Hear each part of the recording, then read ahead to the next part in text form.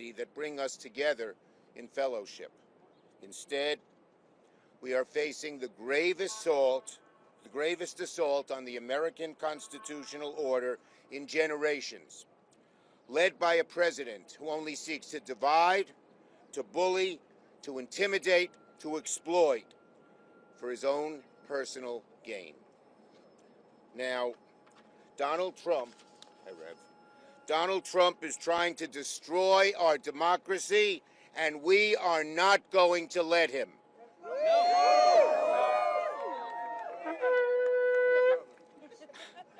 I'm going to take a few minutes to lay it all out. There's so much to say. I'll try to be brief because we have a lot of speakers here today representing such a broad spectrum of people. There are reports that President Trump will release an executive order as soon as today, targeting some nonprofit organizations for the grave sin of speaking out in defense of the environment. Reports are that the executive order could undo these environmental groups' nonprofit status, could freeze their funding already allocated, and even tag some of them as terrorist organizations. With this looming executive order, it is scorched Earth Day at the White House, and it's not going to stop here. The executive order is just the latest volley in an all-out war by President Trump against our fundamental liberties, And so we are rallying here with leaders and groups representing a diverse array of American civil society to proclaim together in solidarity, as loudly as possible, hands off free speech. An attack on one of us is an attack on all of us. President Trump is going after every corner of civil society to silence all opposition to him. He's weaponizing the federal government and turning it into his own personal attack dog.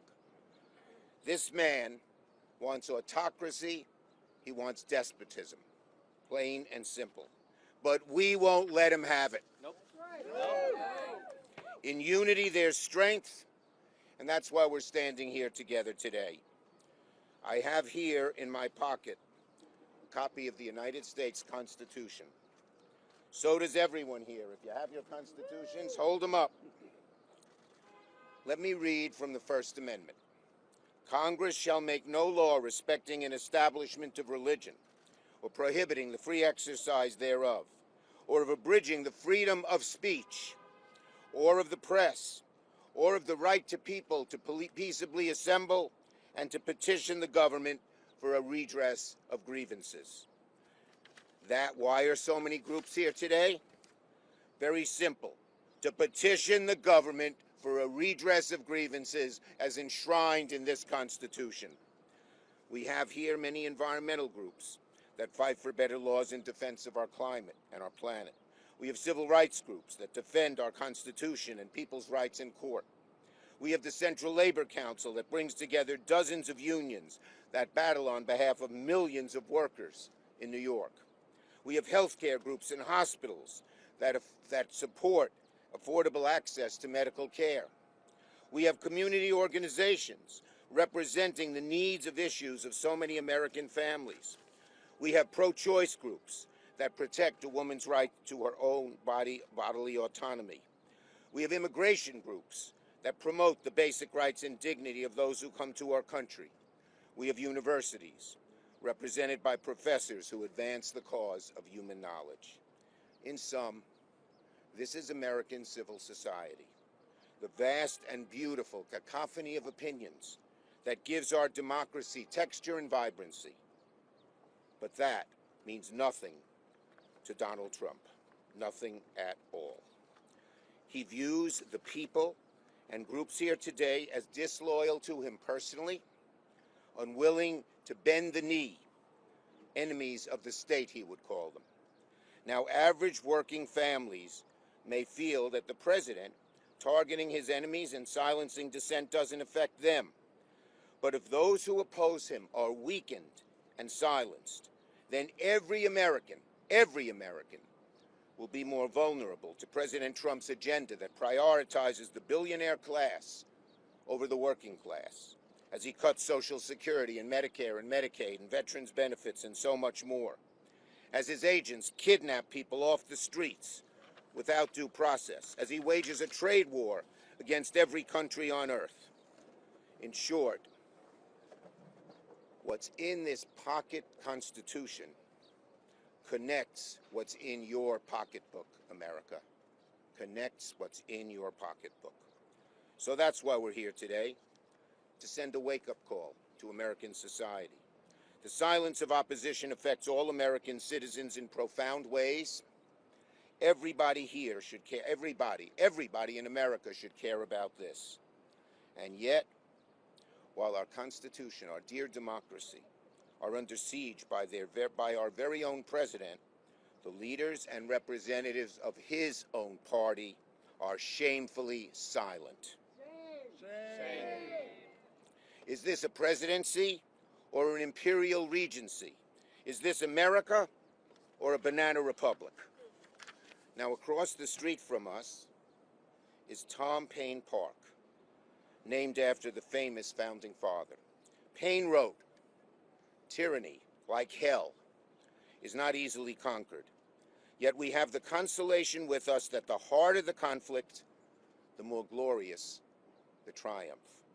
If we embrace our strength in numbers, if we stick together in solidarity, if we hold the line against any attack on one of us and realize it's an attack on all of us, then I believe that together we can beat back President Trump's authoritarian designs and keep American democracy intact. And how glorious a triumph that will be."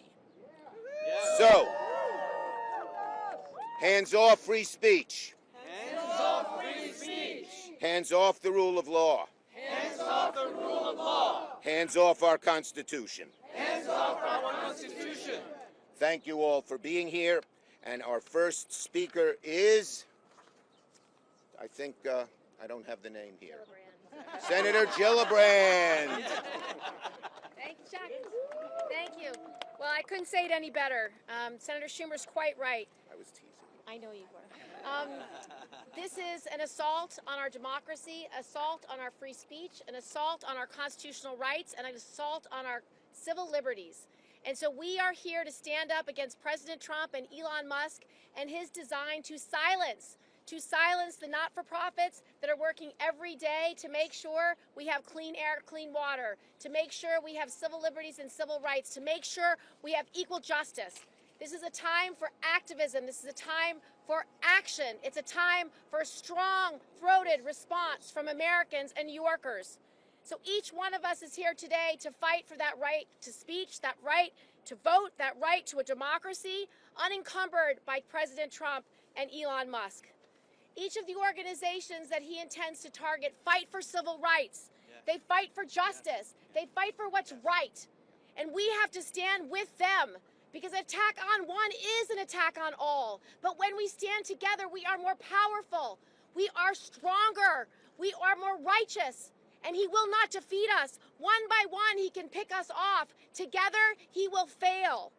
That's why each one of us that's standing here today are here to speak on behalf of the 12 million people that work in these organizations, that are part of our free speech, part of our civil liberties, part of our social justice movements. 12 million people have devoted their lives, their careers, to speaking out for what's right.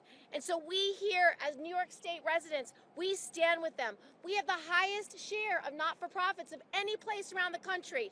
18% of the private workforce works in our not-for-profits. We are a society that cares about our neighbor. We care about one another. We believe in those values of justice, equality, and equity for all. We believe in these fundamental human rights. Today we celebrate Earth Day. Public lands. And now President Trump is coming for the very environmental organizations that created that park system, that have built that park system, that preserve wild places for all of us and wild animals, because it's the right thing to do. And we're not just in the middle of a climate crisis, we're in the middle of a mass extinction crisis being driven by habitat loss.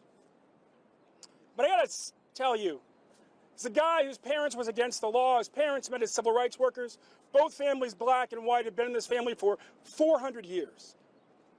On the black side, I'm cousins to George Washington. Think about that for a second. And Thomas Jefferson. And on the white side, we descend from 7 Revolutionary War soldiers in the Massachusetts Regiment of the Continental Army. And as I said to my son last night, we fought against monarchy, and we won. We fought against slavery, and we won.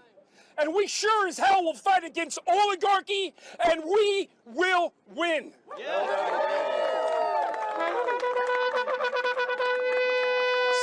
And God bless the New York delegation for doing what good New Yorkers should always do and standing up to these fools. God bless. Thank you, Ben. Great representative of Washington Heights, the Bronx, one of our leaders in Washington, Congressman Espaillat. Thank you, Senator Schumer, Senator Gillibrand, my colleagues, Reverend Sharpton. We stand here on Earth Day. We could have been planting a tree, cleaning a park, fighting against environmental justice, making sure that the air quality is better for our kids, and yet we're here to denounce potential executive orders that choose and want to take us back. I believe the Trump dictatorship is doing this because they think we are afraid. They think that we are afraid. We're not afraid. And we're not afraid. Yes. I represent a district that has Uptown with a Jewish community that came here right in the middle of the war and the Holocaust. They're not afraid. Right.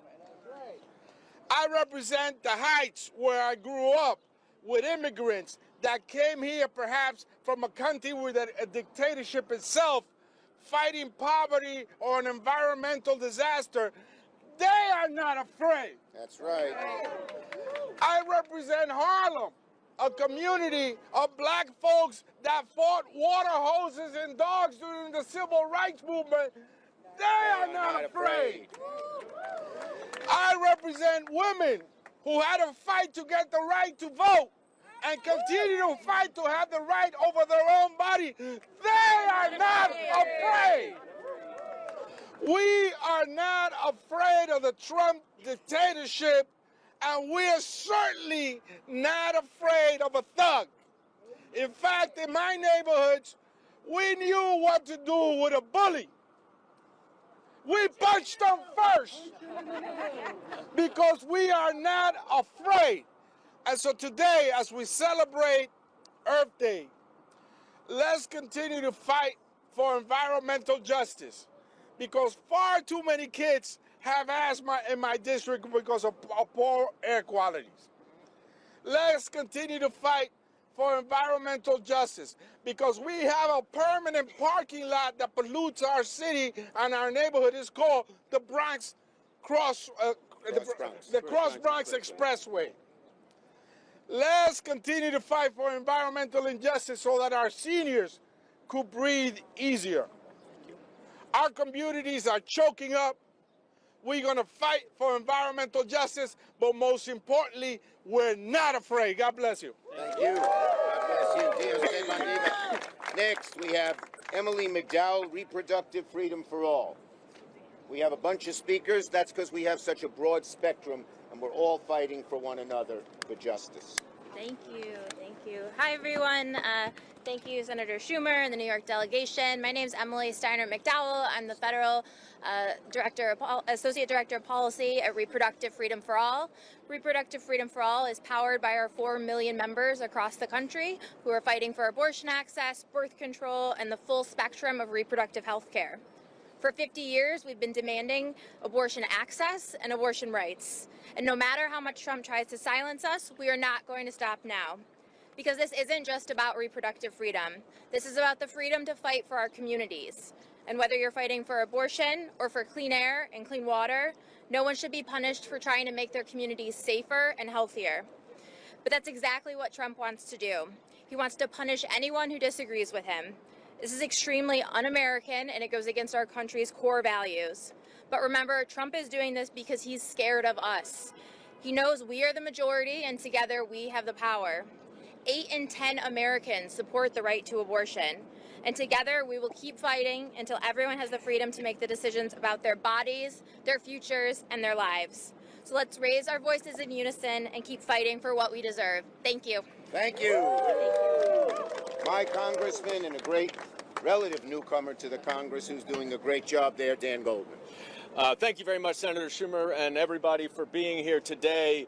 This mix of groups who fight for our constitutional rights, who fight for our individual freedoms, who fight for our fundamental liberties, are all here today on Earth Day to oppose Donald Trump's attack on our environment.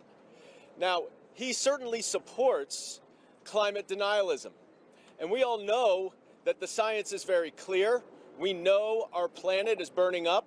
We know that the result is tremendous and hard, tremendously brutal weather events that are growing and increasing. He is cutting FEMA. He is cutting the EPA.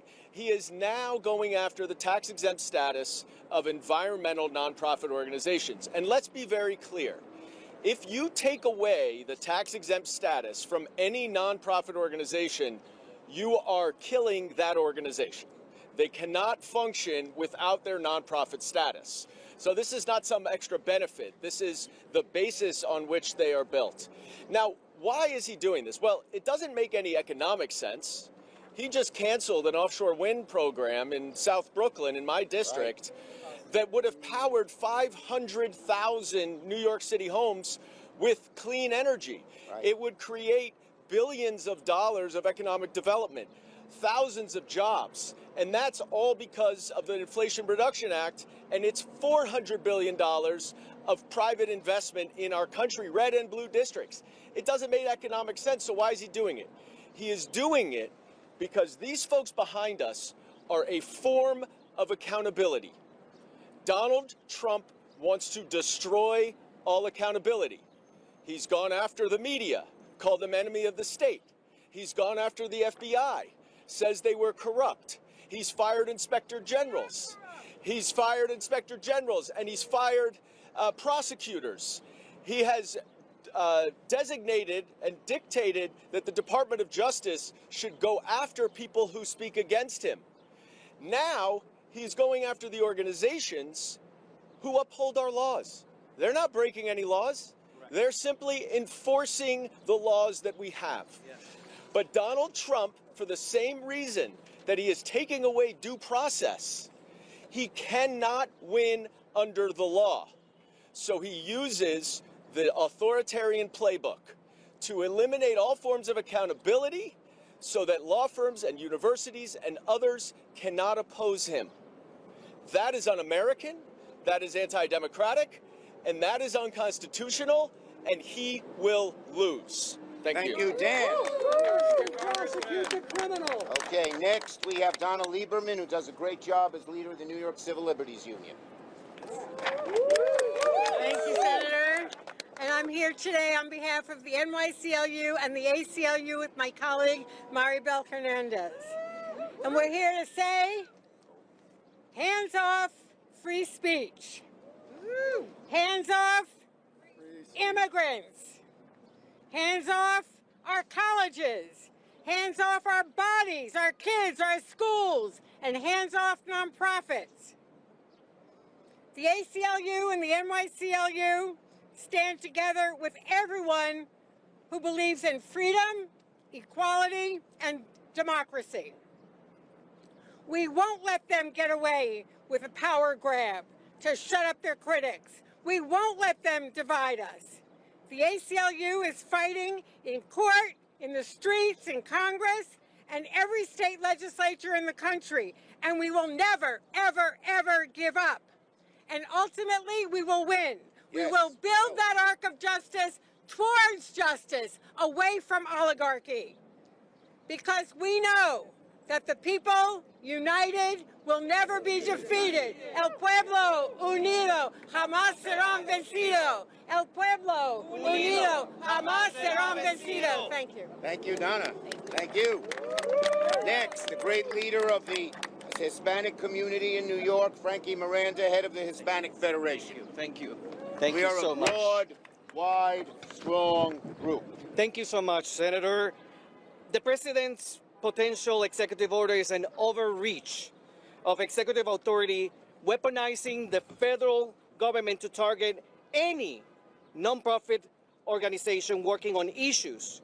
The President disagrees and wants to silence them. A dangerous precedent that will cripple an important sector of our society, leaving long-term economic harms across our country. Everyone in the United States, hear me clear, everyone in the United States at one point or another has benefited from a nonprofit. Whether you are a student who received a scholarship or a parent who sent their child to an after-school program, receive information about vaccinations, or register to vote, if you ever needed a helping hand or simply important information, life-saving information, a nonprofit was there to help. We help the most vulnerable regardless of where they come from. And this is something that we're going to stand strong. We're going to continue fighting. We're going to continue fighting with our leadership, with our great senator, and every single member of Congress that is standing for our nonprofits and the most vulnerable in this country. Thank you so much. Thank you, Frankie. Next, one of the great leaders of the Working Families Party, Ana Maria Archila. Buenos días, buenas tardes. Buenas tardes. Congressman Espaillat spoke about all the people that have no fear. And I just want to give some space to the fear. I am afraid for my people. I am afraid for our democracy. I am afraid for our city. And fear is an appropriate response to an attack as aggressive as the one we are facing. Trump is trying to dismantle everything that generations before us have built so that we can live with dignity. He's firing thousands of federal workers. He's trying to take away the nonprofit status for organizations today, starting with climate justice organizations, but tomorrow it will be faith organizations, and the next day it will be immigrant organizations, and the next day it will be all of us.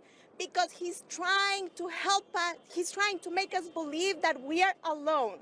He's trying to make us believe that we cannot do anything to protect one another. And today I am saying, despite our fear, despite what is an appropriate response to a scary situation, we are here to say we are not alone. We have each other's backs. We will fight for one another. We will not stop, and we will not leave anyone behind. Nonprofit organizations do the work of feeding people, educating people, caring for people. And yes, we do the work of demanding more of our government so that we can move in the direction of a more just society. And we will not give up the promise of this country to be a place where all of us can be free.